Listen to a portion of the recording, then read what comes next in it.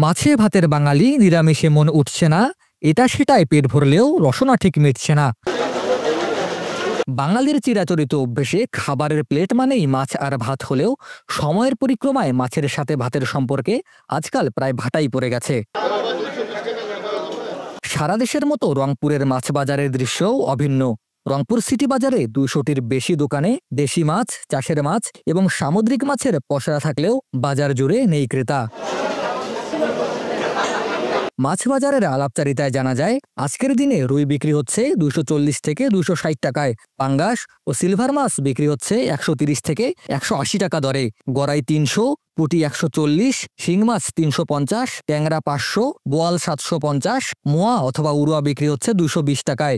অন্যদিকে আকার ও স্থানভেদে ইলিশ মাছ বিক্রি হচ্ছে 2000 থেকে 3500 টাকা কেজি পর্যন্ত। বিক্রেতাদের সাথে কথা বলে জানা যায়, গত এক সপ্তাহে আজ মাছের দাম কেজি প্রতি অন্তত 50 থেকে 100 টাকা কম, তবুও বিক্রি নেই পুরো বাজার জুড়ে। মাছের আমদানি মোটামুটি ভালো, কিন্তু বাজারে কাস্টমার কম। মোটামুটি মাছের আমদানি আছে, সবার লিমিটের ভেতরে আছে। কেজিতে 50-100 টাকা কেজিতে মাছের দাম, প্রতিটা মাছেরই দাম কম।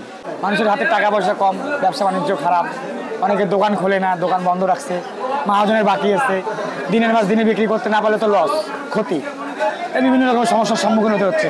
চাঁদপুরের ইলিশটা যেটা আসে ভালো, লোকাল মাছ যেটা মানে নদীর যা ভালো, ওটা মনে করেন কেজিতে 300-400 টাকা বেশি।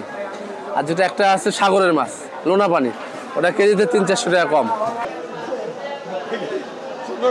এ বিষয়ে মাছ ক্রেতাগণ জানান, গত এক বছরে মানুষের আয় কমেছে প্রায় অর্ধেক। ইচ্ছে থাকলেও মাছ খুব একটা কেনা হয় না।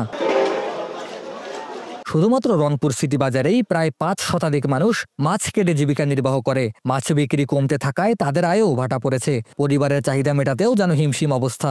অনেক মাছ কাটছিলাম, এখন মাছের দামও কম, কাটা হয়েছে কম, এখন জীবিকা নির্বাহ করা খুবই সংকট হয়েছে।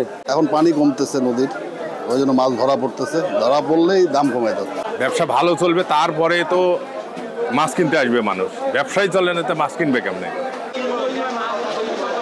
বিশেষজ্ঞরা বলছেন, সরকারি আইন অনুযায়ী 3 থেকে 25 অক্টোবর মোট 22 দিন মাছ ধরায় নিষেধাজ্ঞা থাকায় গত এক মাস মাছের দাম কিছুটা চড়া ছিল। সেই প্রভাব পড়েছে মাছ বাজারে, যা এখনো কাটেনি। সময়ের সাথে বেচা বিক্রি পুনরায় স্বাভাবিক হতে পারে।